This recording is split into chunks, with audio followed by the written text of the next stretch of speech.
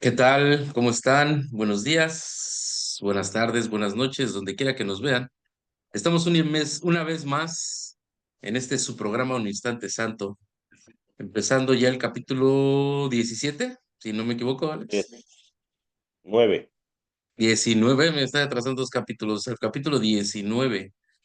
Empezamos el día de hoy. Recuerden suscribirse a nuestro canal, dejar sus comentarios, tocar la campanita y todo lo que se tiene que hacer. Bendiciones para todos. Para Buen poder día. seguir esta lectura. Correcto. Muy bien. Pues muchas gracias, hermano. Pues gracias a todos aquí, bienvenidos. También ya listos para esta lectura. Vamos a dar inicio, mi hermano, con la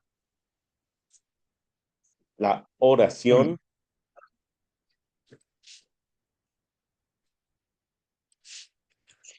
Espíritu Santo, te entregamos esta lectura de la mano de mi hermano Alejandro y mía para poder compartir lo que tengamos que compartir a través de tu voz, a través de tu palabra. Sé tú que guía nuestros pasos en cada instante. Sé tú quien guía nuestras palabras cada instante. Cristo, danos tus ojos para poder ver la realidad y poder ver este perdón que estamos compartiendo a través de la expiación. Padre, solamente tengo que agradecerte por todo tu amor, por todo lo que eres y por estar siempre a mi lado. Gracias por acompañarme en esta senda. Amén. Amén.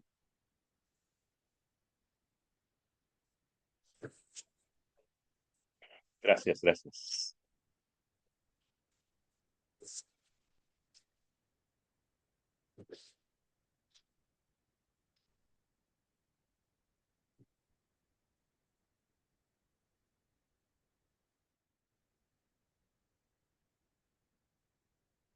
Capítulo 19.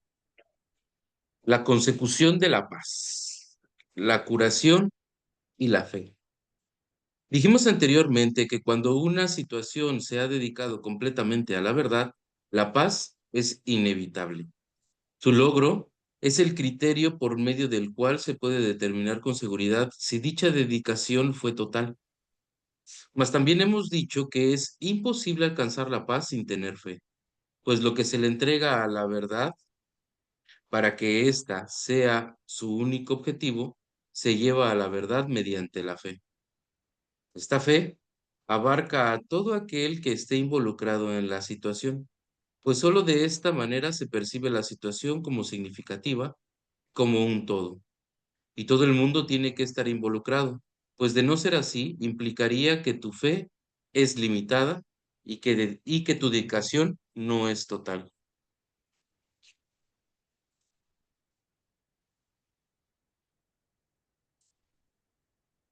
Toda situación que se perciba correctamente se convierte en una oportunidad para sanar al Hijo de Dios. Y este se cura porque tuviste fe en él al entregárselo al Espíritu Santo y liberarlo de cualquier exigencia que tu ego hubiese querido imponerle. Ves por consiguiente que es libre y el Espíritu Santo comparte esa visión contigo. Puesto que la comparte, la ha dado y así Él cura a través de ti. Unirse a Él en un propósito unificado es lo que hace ese, es lo que ese propósito sea real porque tú lo completas. Esto es la curación. El cuerpo se cura porque viniste sin Él y te uniste a la mente en la que reside toda curación.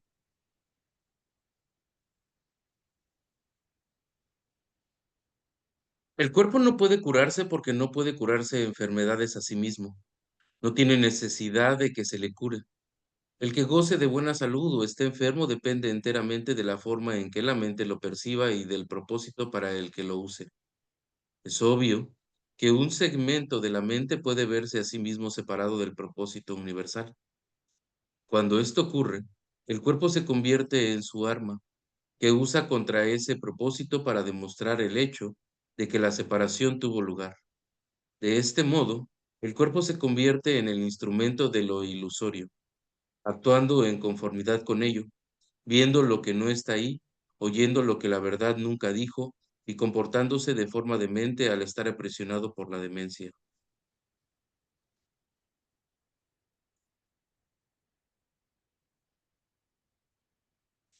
No pases por alto nuestra afirmación anterior de que la falta de fe conduce directamente a las ilusiones, pues percibir a un hermano como si fuera un cuerpo es falta de fe, y el cuerpo no puede ser usado para alcanzar la unión.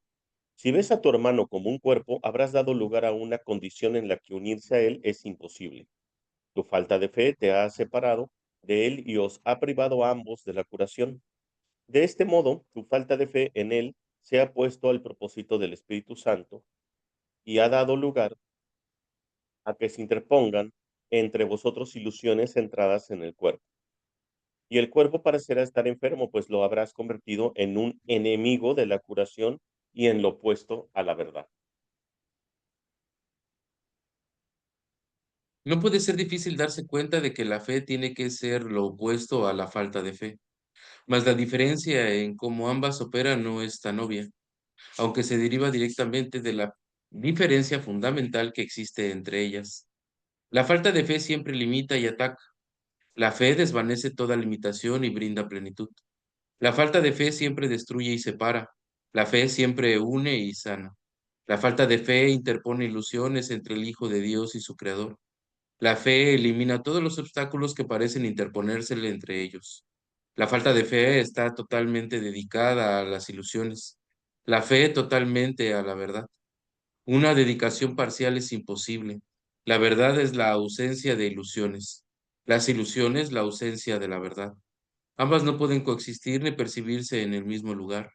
Dedicarte a ambas es establecer un objetivo por siempre inalcanzable, pues parte de él se intenta alcanzar a través del cuerpo, al que se considera el medio por el que se procura encontrar la realidad mediante el ataque. La otra parte quiere sanar y por lo tanto apela a la mente y no al cuerpo.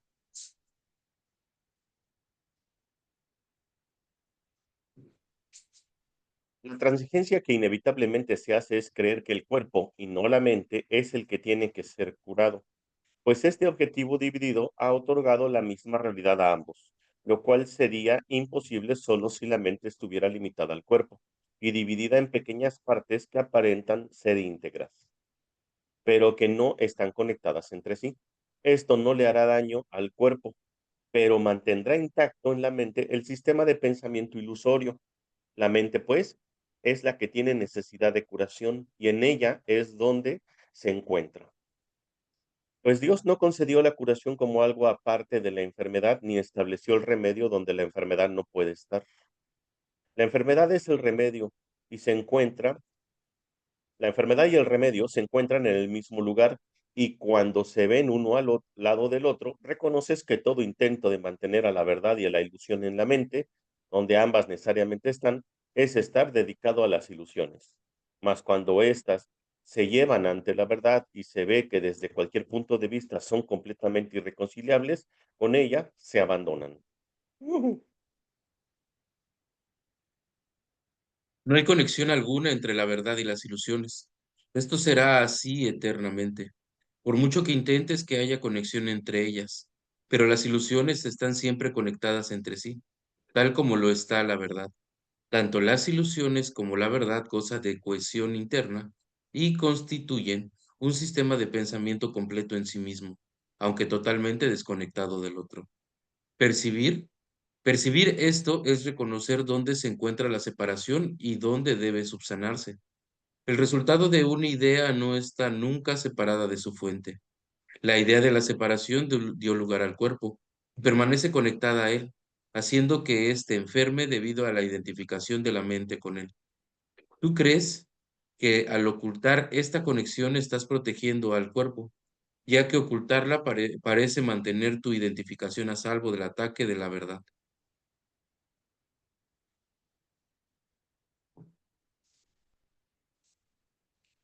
Si solo comprendieras cuánto daño le ha hecho a tu mente este extraño encubrimiento y cuánta confusión te ha causado con respecto a tu identidad, no comprendes la magnitud de la devastación que tu falta de fe ha ocasionado, pues la falta de fe es un ataque que parece estar justificado por sus resultados. pues al negar la fe, ves lo que no es digno de ella y no puedes mirar más allá de esta barrera a lo que se encuentra unido a ti.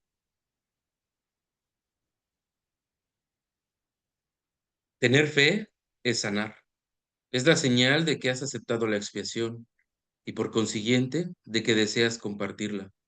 Mediante la fe, ofreces el regalo de liberación del pasado que recibiste. No te vales de nada de que tu hermano haya hecho antes para condenarlo ahora. Eliges libremente pasar por alto sus errores, al mirar más allá de todas las barreras que hay entre tú y él y veros a los dos cual uno solo. Y en esa unidad que contemplas, tu fe está plenamente justificada. La falta de fe nunca está justificada. La fe, en cambio, siempre lo está.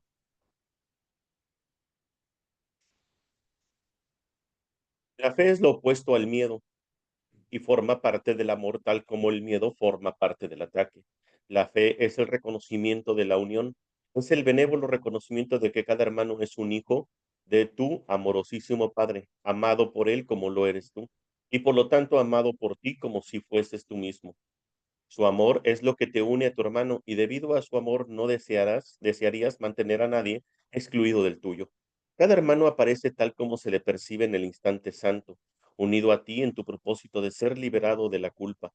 Al ver al Cristo en él, él sana porque contemplas en él lo que hace que tener fe en todos esté justificado eternamente.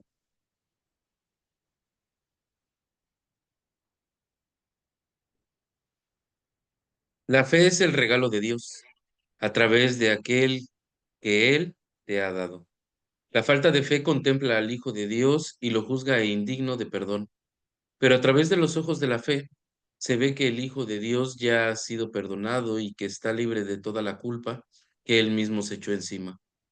La fe lo ve solo como es ahora porque no se fija en el pasado para juzgarle, sino que únicamente ve en Él lo mismo que vería en ti. No ve a través de los ojos del cuerpo ni recurre a cuerpos para darse validez a sí misma. La fe es el heraldo de la nueva percepción, enviada para congregar testigos que den testimonio de su llegada y para devolverte sus mensajes.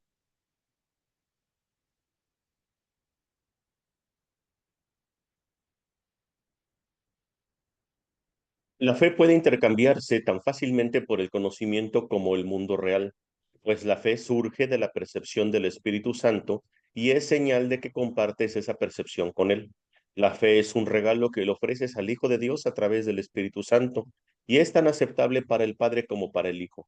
Por lo tanto, te le ofreces a ti mismo. Tu relación santa, con su nuevo propósito, te ofrece fe para que se la des a tu hermano. Tu falta de fe os ha separado y así no ves tu salvación en él.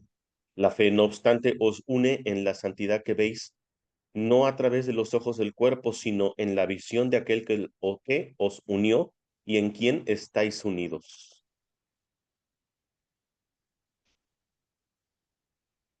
La gracia no se le otorga al cuerpo sino a la mente, y la mente que la percibe mira instantáneamente más allá del cuerpo y ve el santo lugar donde fue curada. Allí es donde se alza el altar en el que la gracia fue otorgada y donde se encuentra. Ofrécele entonces gracia y bendiciones a tu hermano, pues te encuentras en el mismo altar donde se os otorgó la gracia a ambos. Y dejad que la gracia os cure a la vez, para que podáis curar mediante la fe.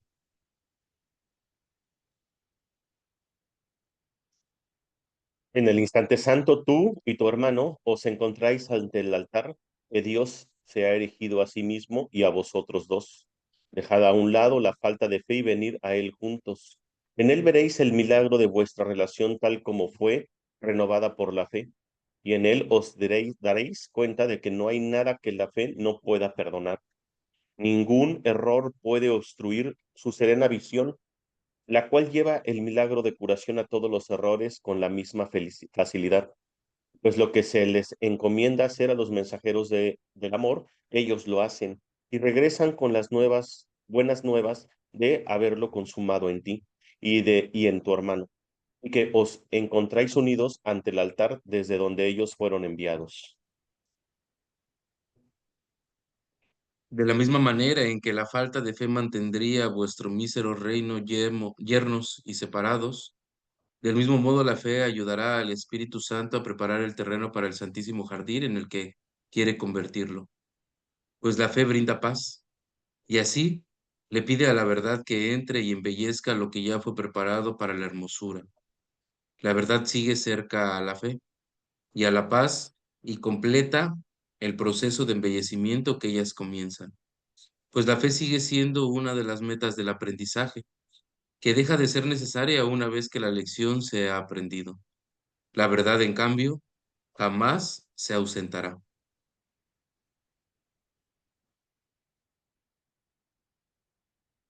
Dedícate, por lo tanto, a lo eterno y aprende que no es un obstáculo para ello ni a convertirlo en un esclavo del tiempo, pues lo que crees hacerle a lo eterno te lo haces a ti mismo. Aquel a quien Dios creó como su hijo no es esclavo de nada, pues es señor de todo junto con su creador.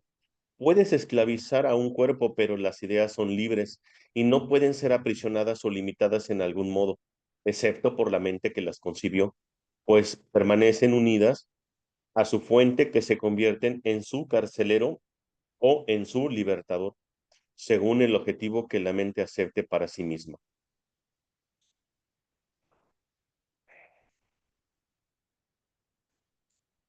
Estuvo Pues cortito, ¿no? comienza con, ¿sí, no? Pero bueno, pero sí está muy, bueno, como entrelazado, ¿no? Esa parte. El cuerpo, bueno, Ajá. te habla también que el cuerpo no puede curarse a sí mismo, ¿no? O sea, ya nos lo había mencionado, pero aquí nos lo está mencionando con nuestra fe y nuestra falta de fe. Porque precisamente te dice, ¿no? La falta de fe va a conducir a las ilusiones. Y la falta de fe fue la que condujo a que tú hicieras el cuerpo, a que tú lo proyectaras el cuerpo. Y precisamente aquí viene, dice, bueno, esa discrepancia, ¿no? De que tú crees que eres cuerpo, cuando en realidad es una parte de tu mente que se cree cuerpo, la que al final está ahí, ¿no? O sea, no eres el cuerpo, es una parte de tu mente la que cree cuerpo. ¿Y qué te dice? O sea, al final hace una distinción entre la fe y la falta de fe, ¿no? O sea, la fe, bueno, no me acuerdo exactamente las palabras, pero voy a poner unos ejemplos de donde me vienen, ahora sí que como me vengan. Digo, la fe te lleva a la verdad, la falta de fe te lleva a la ilusión, la fe te lleva al amor, la falta de fe te lleva al miedo. Entonces, esa parte nos la está compartiendo, ¿no? O sea, la fe siempre va a ser hacia lo eterno. Precisamente más adelante, no me acuerdo si fue más adelante o atrás, esta parte que nos habla, puso, ¿no? Que te dice, incluso tú nunca has tenido falta de fe, ¿no? Solamente que la has dirigido a un lugar contrario a donde es. En este caso, bueno, aquí lo contextualizaría de esa forma, ¿no? O sea, que al final tu fe ha ido en pos de las ilusiones, ha ido en pos de lo efímero, en pos de la muerte, etcétera, porque te dice, ¿no? O sea, ya dedica tu fe o dedica tu mente solamente a lo eterno, que es donde realmente tu fe va a estar justificada. ¿Por qué? Porque precisamente justificar tu fe a través de lo eterno, pues obviamente va a tener un resultado, pues a través de una bendición, a través del amor, a través de Dios.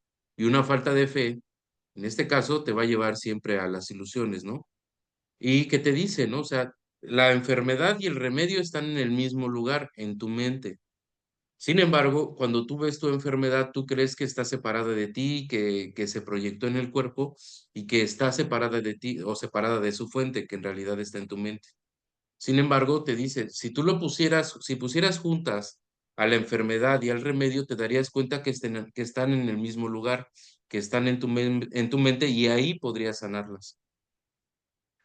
Eh, justo, esto nace o esta falta de fe nace por la conexión que existe entre tu mente y el cuerpo, al cual creíste que es uno solo, o lo unificaste, por decir así, entre que es tu mente y el cuerpo son iguales.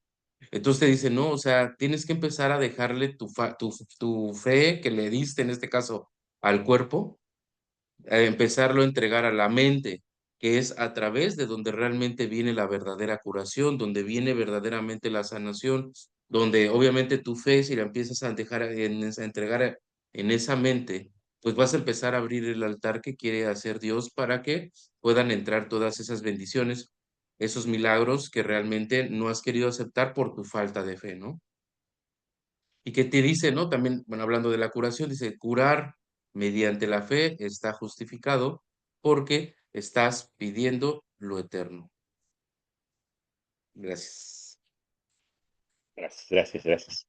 Sí, bueno, incluso, pues, bueno, bien, ya comentaste. Lo que pasa es que toda la sección habla de lo mismo, de, obviamente, algunas partes muy, armoniosas, como las, ya sabes, como se caracteriza el curso, ¿no? Pero, pues, comenta, ¿no? Que finalmente dice, ya hemos dicho que ir a la verdad, definitivamente, o sea, que si tu dirección es ir a la verdad, definitivamente te va a generar paz. O sea, la paz es el resultado de que tu mente vaya dirigida o a la aceptación de la verdad. El asunto está en que, bueno, pues muchas veces no aceptamos la verdad, ¿no? ¿Por qué? Por nuestra falta de fe, como bien dices, ¿no? O sea, nuestra falta de fe, como obviamente, pues como nos hemos creído que somos cuerpo, nuestra fe pues está totalmente direccionada y opacada y minimizada al cuerpo, está al ego. Entonces nuestra fe, pues, digo, está pequeñita, ahí está, pero pues enfocada. Imagínate, ¿qué fe podríamos tener si nos valiéramos nada más de las fuerzas del cuerpo, ¿no? Entonces, cuando tú dices, pero bueno, pero cuando diriges esa fe, que sabes que esa fe está fortalecida por el mismo objetivo que tú estás intentando alcanzar, pues entonces imagínate la fe que pudieras pensar, ¿no? Por eso te dice, ¿no? El Hijo de Dios lo es todo y lo tiene todo, ¿no? Y se debe de ver en esa compleción, porque su fe reside en el origen que desea alcanzar o del origen de donde emanó, es de Dios. Entonces, por eso te dice, y ahora, bueno, obviamente para que esa fe se pueda incrementar, compártela en tus hermanos, comparte la verdad a tus hermanos para que los dos se dirijan hacia el mismo camino y al mismo tiempo se logre esa curación a través del Espíritu Santo. Dice, pero obvio, no lo veas como cuerpo. Dice, la fe no ve cuerpos, la fe ve la santidad, la fe es lo que hace que cure, pero la falta de fe ve un cuerpo. Y cuando tú ves un cuerpo, pues obviamente estás minimizando tu fe. Este, además, bueno, también te dice, en la mente, pues no puede haber transigencia. O está la verdad o están las ilusiones. La verdad es la ausencia de las ilusiones y las ilusiones la ausencia de la verdad. Y entonces cuando tú ves un cuerpo, pues obviamente aparte de minimizar tu fe, estás viendo la ilusión de tu hermano, entonces no estás viendo nada. Entonces, pues no puede haber confianza en tu hermano porque estás limitando también tu confianza proyectada en tu hermano. Dice, en cambio, cuando tú ves solamente la verdad en tu hermano, entonces desaparecen las ilusiones y obviamente la fe reside en el origen, que es la verdad, ¿no? Bueno, nada más como para aterrizar un poquito, ¿no? Ya lo que ya habías comentado. Claro, sí, y al final, justo lo que dices, o sea, el cuerpo, siempre que veamos cuerpos, va a ser una falta de fe, porque precisamente vamos justo a lo que dijiste, ver nuestro hermano limitado y eso nos va a nosotros mismos provocar una falta de fe. Por eso también nos ha dicho en todas las ocasiones que veamos con los ojos de Cristo, que veamos con el perdón a nuestro hermano para que precisamente justo, ¿no? O sea, no veamos la falta de fe en cada uno de ellos o nos proyectemos nuestra falta de fe al final, ¿no? Ujú. Claro, en efecto. Eh, ¿Comparto ya? Sí,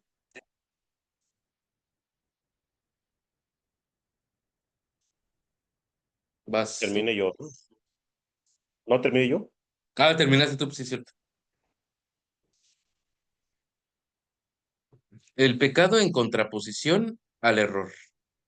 Es esencial que no se confunda el error con el pecado, ya que esta distinción es lo que hace que la salvación sea posible, pues el error puede ser corregido y lo torcido enderezado, pero el pecado, de ser posible, sería irreversible.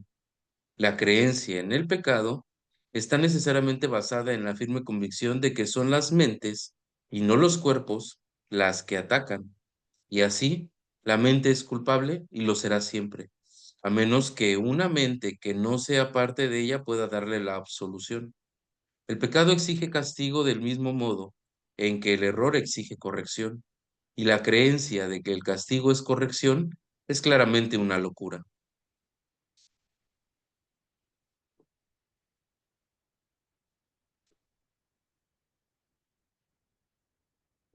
El pecado no es un error, pues el pecado comporta una arrogancia que la idea del error no posee. Pecar supondría violar la realidad y lograrlo. El pecado es la proclamación de que el ataque es real y de que la culpabilidad está justificada. Da por sentado que el Hijo de Dios es culpable y que, por lo tanto, ha conseguido perder su inocencia y también convertirse a sí mismo en algo que Dios no creó. De este modo, la creación se ve como algo que no es eterno y la voluntad de Dios como susceptible a ser atacada y derrotada. El pecado es la gran ilusión que subyace a toda la grandiosidad del ego, pues debido al pecado, Dios mismo cambia y se le priva de su plenitud. El Hijo de Dios puede estar equivocado, engañarse a sí mismo e incluso usar el poder de su mente contra sí mismo, pero no puede pecar. No puede hacer nada que en modo alguno altere su realidad o que haga que que la salvaje demencia inherente a la idea del pecado, es, este sigue siendo imposible. Pues el costo del pecado es la muerte. Mas, ¿cómo podría perecer lo que es inmortal?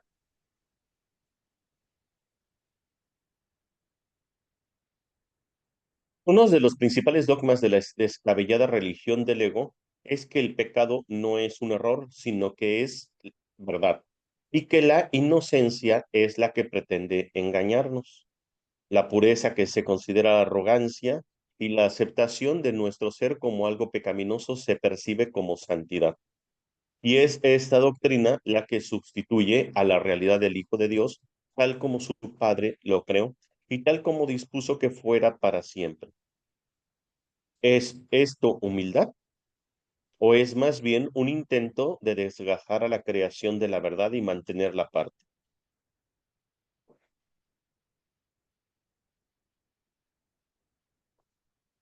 El ego siempre considera injustificable cualquier intento de reinterpretar el pecado como un error. La idea del pecado es absolutamente sacrosanta en su sistema de pensamiento y solo puede abordarse con respeto y temor reverente. Es el concepto más sagrado del sistema del ego, bello y poderoso, completamente cierto y protegido a toda costa por cada una de las defensas que el ego tiene a su disposición, pues en el pecado radica su mejor defensa, a la que todas las demás sirven. El pecado es su armadura, su protección y el propósito fundamental de la relación especial tal como el ego la interpreta.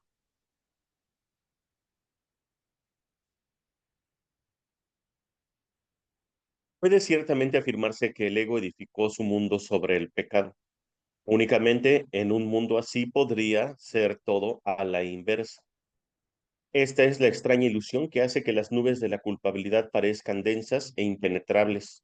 La solidez que los cimientos de este mundo parecen tener descansa en ello, pues el pecado ha hecho que la creación, de ser una idea de Dios, pase a ser un ideal del ego, un mundo que él rige, compuesto de cuerpos inconscientes y capaces de caer presa de la corrupción y decadencia más absolutas.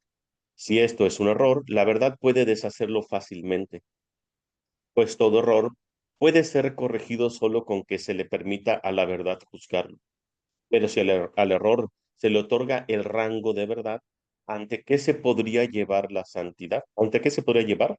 La santidad del pecado se mantiene intacta debido únicamente a este extraño mecanismo. Si el pecado fuera verdad, sería inviolable y todo se llevaría ante él para ser juzgado. Mas si es un error, es él el que tiene que ser llevado ante la verdad. Es imposible tener fe en el pecado, pues el pecado es falta de fe, mas es posible tener fe en el hecho de que cualquier error puede ser corregido.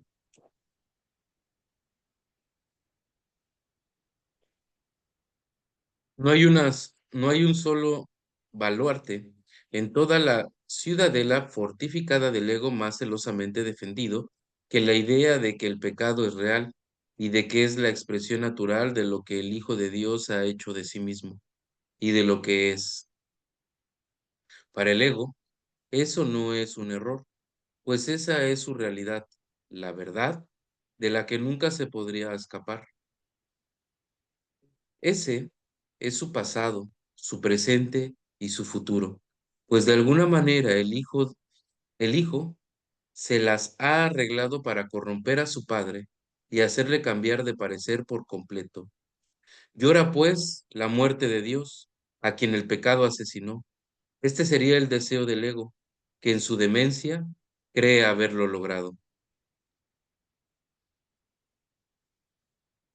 ¿No preferirías que todo esto no fuera más que una equivocación completamente corregible y de la que fuera tan fácil escapar, que rectificarla totalmente sería tan sencillo como atravesar la neblina y llegar hasta el sol? Pues eso es todo lo que es. Quizá te sientas tentado de coincidir con el ego en que es mucho mejor ser pecador que estar equivocado. Mas piensa detenidamente antes de permitirte a ti mismo tomar una decisión.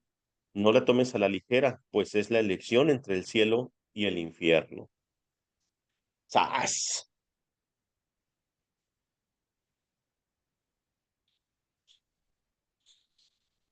Pues habla acerca del pecado y el error y dice, pues, obviamente que tenemos que tener, pues, una buena capacidad y conciencia de discernir la diferencia entre el pecado y el error. Dice, este mundo, este sueño, esta matriz se edificó gracias al llamado pecado. Bueno, se le conoce como el pecado original, ¿no? Y dice, la diferencia entre el pecado y el error es que para el ego, el pecado viene siendo, ¿sí? Su, su dogma, su lema completamente, ¿no? Porque de ahí edifica todo su mundo. Dice, por lo tanto, el pecado no puede ser corregido. El pecado, dice, son las mentes que se sienten culpables, obviamente, hace que las mentes se sientan culpables, por tanto, atacan y merecen al mismo tiempo castigo, ¿no? Esta llamada sagrada trinidad del ego, ¿no? Culpa, este, pecado, culpa, castigo, ¿no? Que es como la trinidad que hace que uno se auto esté castigando dentro de este mundo, ¿no? De los sueños. Dice, el pecado, dice, eh, de ser verdad, es como si el pecado pudiera modificar la realidad de Dios, ¿sí? Y por lo tanto, para el ego, obviamente el pecado es verdad. Y como el pecado para el ego es verdad, por lo tanto, no se puede corregir, porque la verdad no se puede corregir. Y la inocencia del Hijo de Dios, en este caso desde los ojos del ego, sería la culpabilidad. O sea, está todo invertido completamente, ¿no? Luego te dice también, ¿no? A final de cuentas, el pecado también nace de la falta de fe, como la falta de fe nace del mismo pecado, ¿no? Pues obviamente, ¿quién podría tener fe o qué tipo de fe podría tener una persona que se siente culpable, ¿no? Dice, en cambio, dice, el error, dice, puede ser corregido y la corrección pues hace que obviamente cuando tú llevas el disque pecado ante la verdad, ahí es donde puede ser corregido y obviamente puede eliminar todos esos vestigios de culpa y de la idea descabellada de que el Hijo de Dios pecó ante su Padre, ¿no? Pues en la realidad, pues nunca existió esa separación. Solamente se adentró en la mente del Hijo de Dios, donde el ego, pues edificó su pequeño mundo ahí, ¿no? Entonces, pues dice, en la realidad, el Hijo de Dios no puede pecar y nunca pecó ni pecará. Es tan santo como su Padre, ¿no? Y eso es lo que tienes que corregir y es lo que tienes que ver. Dice, por eso es que la fe siempre va a estar justificada en que el error se pueda corregir, ¿sí? Y bueno, prácticamente de manera general habla de eso, si quieres, para que también puedas.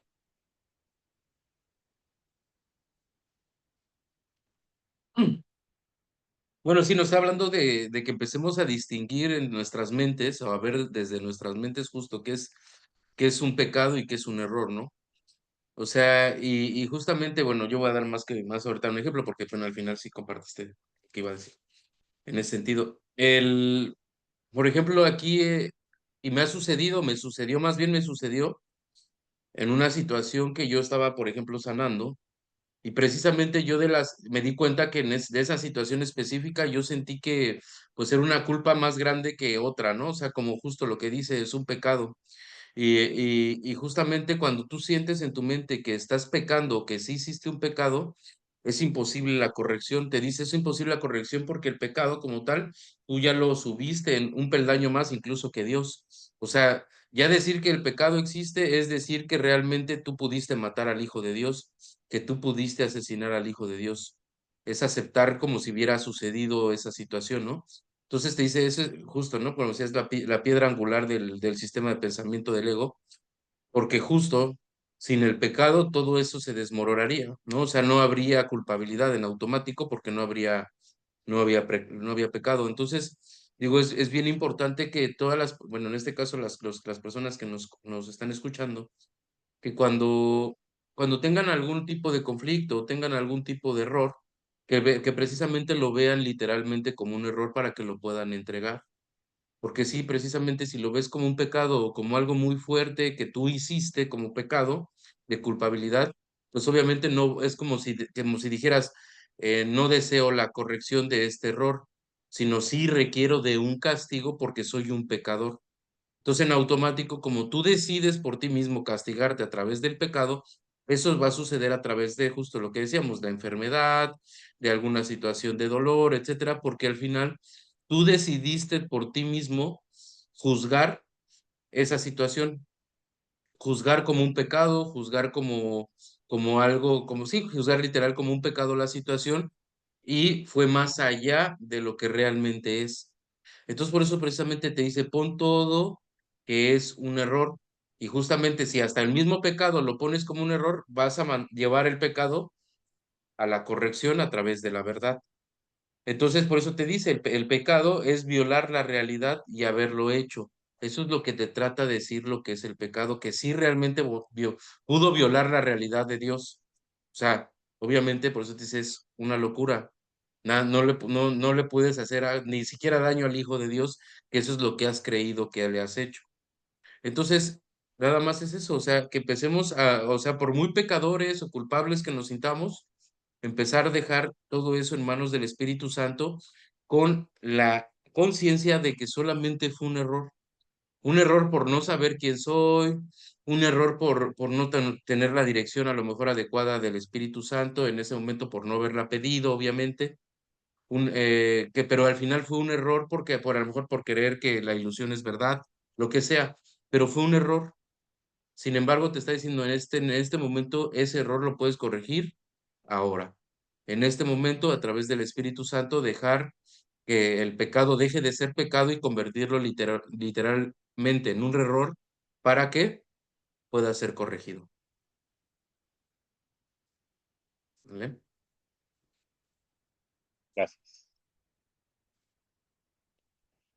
Gracias, gracias. Pues sí, ciertamente así es. Llevar el error ante la verdad, ante el Espíritu Santo, o el pecado ante el Espíritu Santo para que lo convierta en un error, ¿no? Percibirlo precisamente como un error, sin grados de Claro. dificultad. Así es.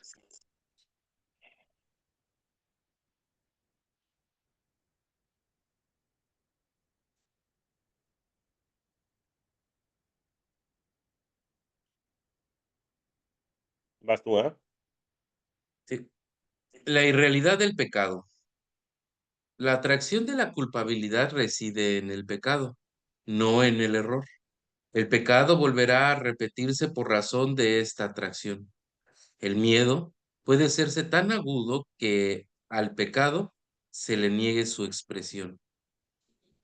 Pero mientras la culpabilidad continúe siendo atractiva, la mente sufrirá y no abandonará la idea del pecado, pues la culpa todavía la llama, y la mente la oye y la desea ardientemente, y se deja cautivar voluntariamente por su enfermiza atracción. El, el pecado es una idea de perversidad que no puede ser corregida, pero que sin embargo será siempre deseable. Al ser parte esencial de lo que el ego cree que eres, siempre la desearás. y solo un vengador con una mente diferente de la tuya podría acabar con ella valiéndose del miedo.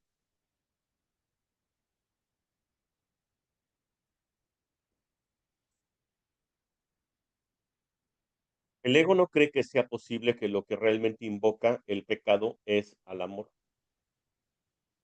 y no al miedo, y que el amor siempre responde. Pues el ego lleva el pecado ante el miedo exigiendo castigo, mas el castigo no es sino otra forma de proteger la culpa, pues lo que merece castigo tuvo que haber sucedido realmente. El castigo es siempre el gran protector del pecado, al que trata con respeto y a quien honra con su perversidad. Lo que clama por castigo tiene que ser verdad, y lo que es verdad no puede sino ser eterno. Seguirá repitiéndose sin cesar, pues deseas lo que consideras real y no lo abandonas.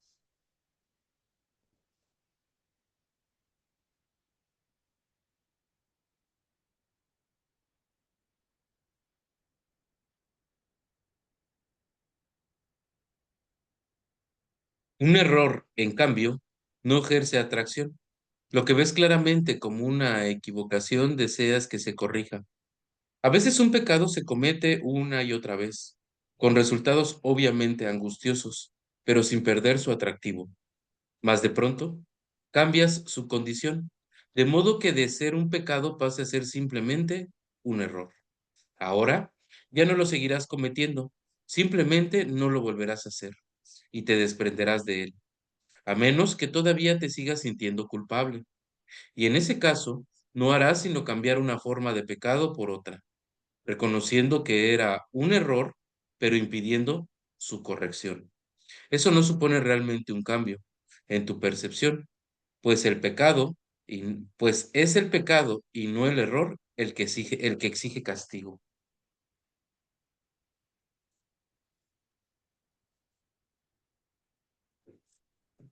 El Espíritu Santo no puede castigar el pecado, reconoce los errores y su deseo es corregirlos tal como Dios le encargó que hiciera, pero no conoce el pecado ni tampoco puede ver errores que no puedan ser corregidos, pues la idea de un error incorregible no tiene sentido para él.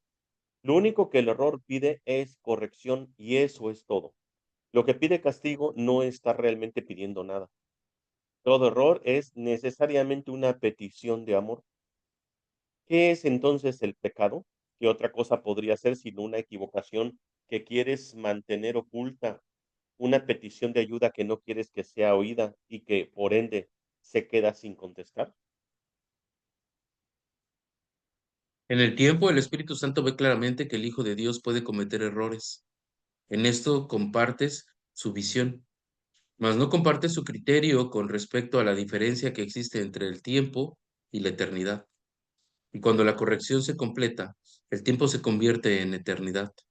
El Espíritu Santo puede enseñarte a ver el tiempo de manera diferente y a ver más allá de él, pero no podrá hacerlo mientras sigas creyendo en el pecado. En el error puedes creer, pues éste puede ser corregido por la mente, pero el pecado es la creencia de que tu percepción es inalterable y de que la mente tiene que aceptar como verdadero lo que le dicta la percepción. Si la mente no obedece, se la juzga como desquiciada. De ese modo, la mente, que es el único poder que podría cambiar la percepción, se mantiene en un estado de impotencia y restringida al cuerpo por miedo al cambio de percepción que su maestro, que es uno con ella, le brindaría.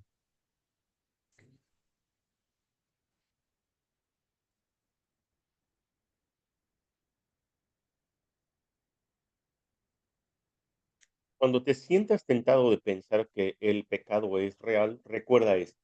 Si el pecado es real, ni tú ni Dios lo sois. Si la creación es extensión, el creador tiene que haberse extendido a sí mismo, y es imposible que lo que forma parte de él sea completamente diferente del resto.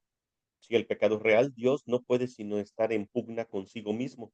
Tiene que estar dividido debatiéndose entre el bien y el mal, ser en parte cuerdo y en parte demente, pues tiene que haber creado aquello que quiere destruirlo y que tiene el poder de hacerlo. ¿No sería más fácil creer que has estado equivocado que creer esto, que creer eso? Mientras creas que tu realidad o la de tu hermano está limitada a un cuerpo, seguirás creyendo en el pecado. Mientras creas que los cuerpos se pueden unir, seguirás encontrando atractiva a la culpa, considerando al pecado como algo inestable, de inestimable valor.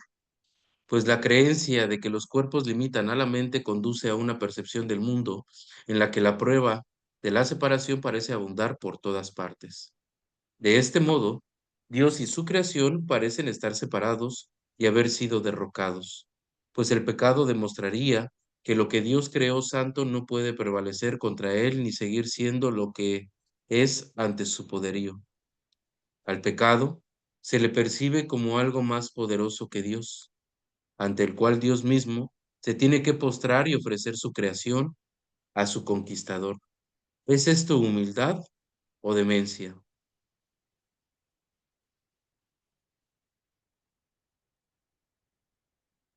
Si el pecado es real, tiene que estar permanentemente excluido de cualquier esperanza de curación, pues en ese caso habría un poder que trascendería al de Dios, un poder capaz de fabricar otra voluntad que puede atacar y derrotar su voluntad, así como conferirle a su hijo una voluntad distinta de la suya y más fuerte. Y cada parte fragmentada de la creación de Dios tendría una voluntad diferente, opuesta a la suya y en eterna oposición a Él y a las demás. Tu relación santa tiene ahora como propósito la meta de demostrar que eso es imposible. El cielo le ha sonreído y en su sonrisa de amor la creencia en el pecado ha sido erradicada. Todavía lo ves porque no te das cuenta de que sus cimientos han desaparecido. Su fuente ya ha sido eliminada y solo puedes abrigarlo con un breve periodo de tiempo antes de que desaparezca del todo. Lo único que queda es el hábito de buscarlo.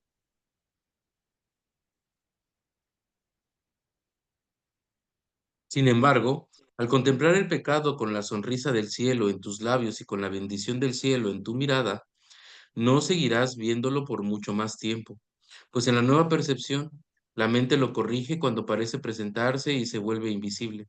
Los errores se reconocen de inmediato y se llevan enseguida ante la corrección para que sean subsanados, no ocultados. Serás curado del pecado y de todas sus atrocidades en el instante en que dejes de conferirle poder sobre tu hermano, y lo ayudarás a superar sus errores, a liberarlo jubilosamente de la creencia en el pecado.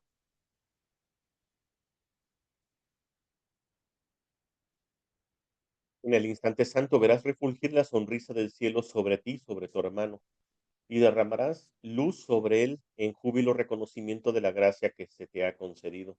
Pues el pecado no puede prevalecer contra una unión que el cielo ve con beneplácito. Tu percepción sanó en el instante santo que el cielo te concedió. Olvídate de lo que has visto y eleva tus ojos con fe hacia lo que ahora puedes ver. Las barreras que impiden el paso al cielo desaparecerán ante tu santa mirada, pues a ti, que eras ciego, se te ha concedido la visión y ahora puedes ver. No busques lo que ha sido eliminado, sino la gloria que ha sido restituida para que la veas. Mira a tu Redentor y contempla lo que Él quiere que veas en tu hermano, y no permitas que el pecado se alce nuevamente y ciegue tus ojos, pues el pecado te mantendría separado de Él, pero tu Redentor quiere que veas a tu hermano como a ti mismo. Vuestra relación es ahora un templo de curación, un lugar donde todos los que están fatigados pueden venir a descansar. En ella se encuentra el descanso que les espera a todos después de la jornada. Y gracias a vuestra relación, todos ellos se encuentran más cerca de ese descanso.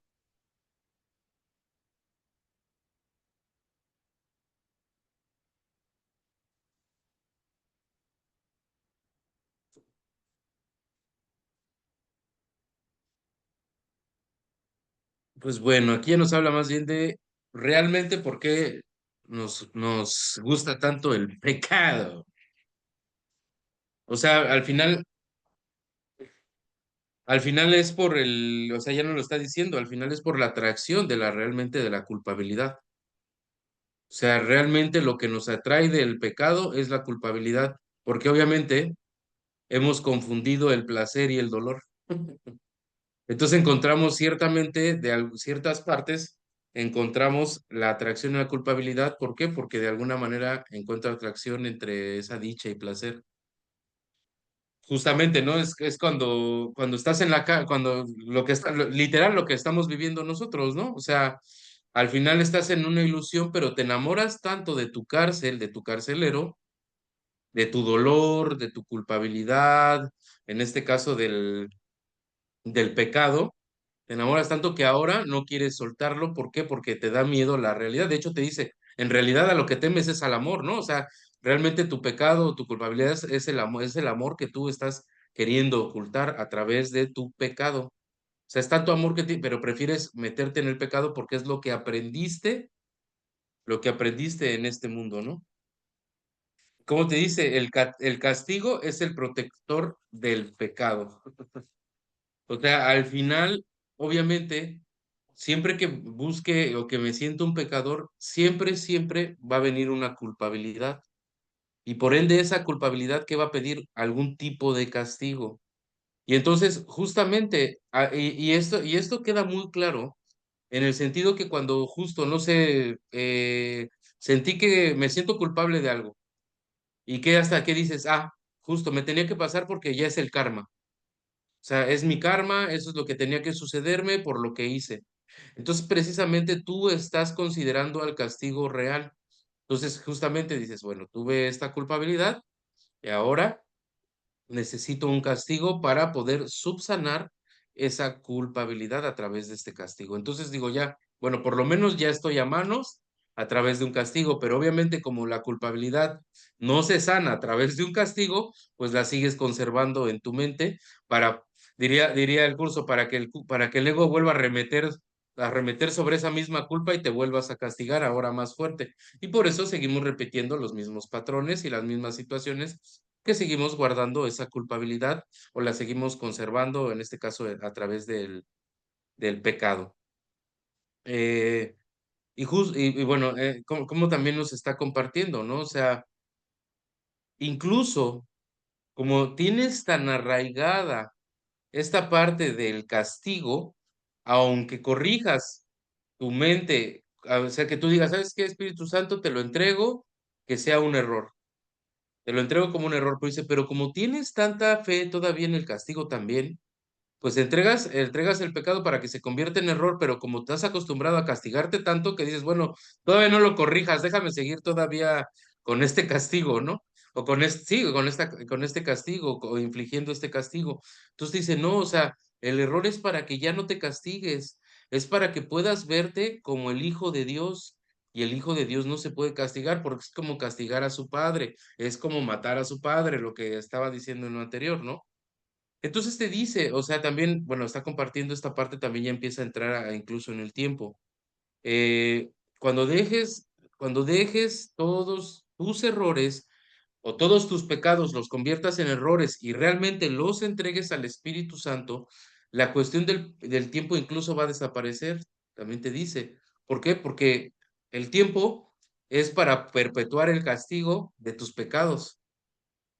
Sin embargo, si ya no hay pecados, si ya no hay culpabilidad, ya no es necesario el tiempo para seguir corrigiendo esos pecados o seguir flagelándote en el tiempo por tus pecados. Entonces, dejaría de tener sentido el tiempo porque ya eres inocente, ¿vale?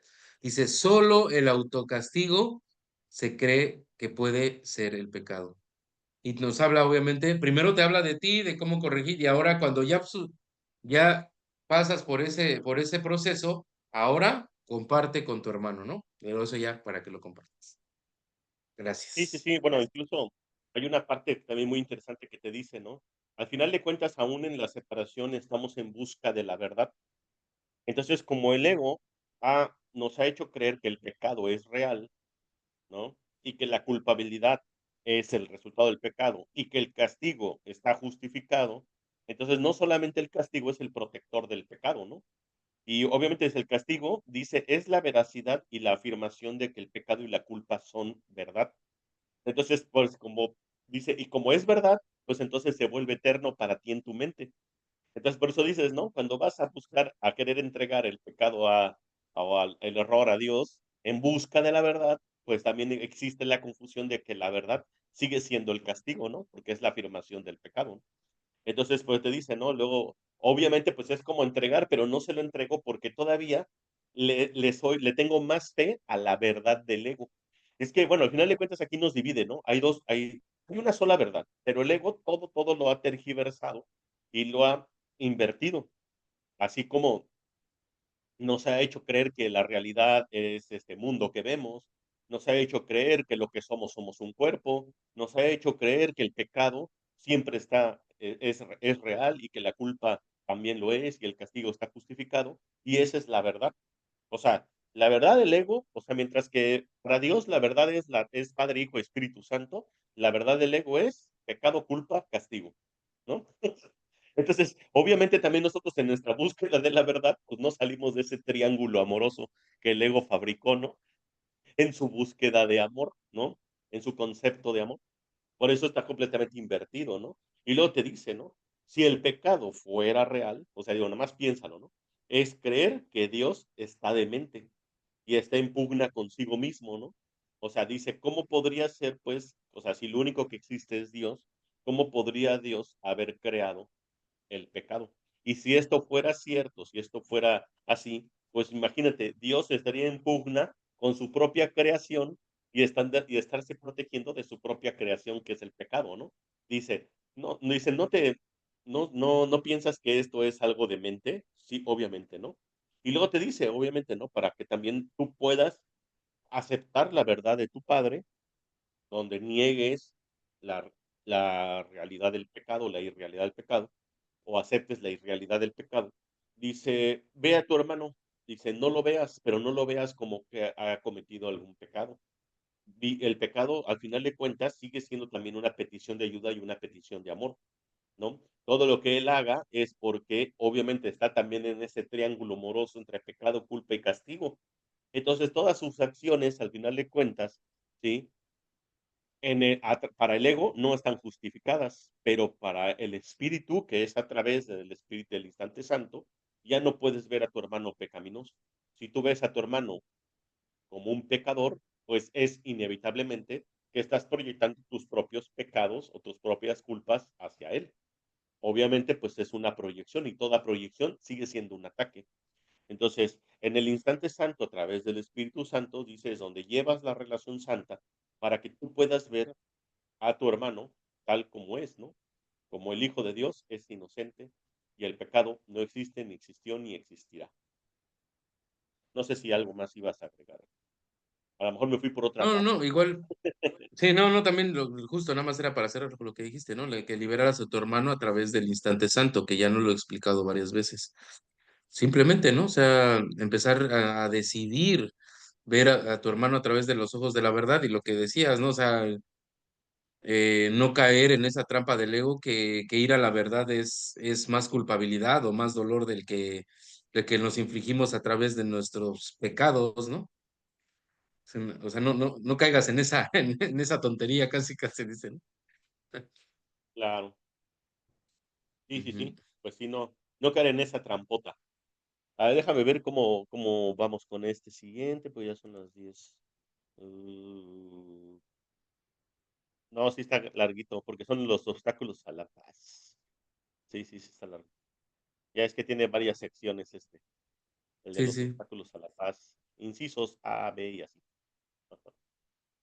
Pues no sé si quieras que ahí le dejemos, si no, pues le vamos a tener que Sí, para un para. poquito más tarde. Ujú. Para empezar esa sección de Sí, la próxima lectura, mis hermanos. Pues ya está empezando, cada vez más cargado. más abstracto. Pero bueno, creo que ahí la llevamos, ahí vamos todavía en nuestra comprensión y aceptación del curso, ¿no? El curso es simple, hermano.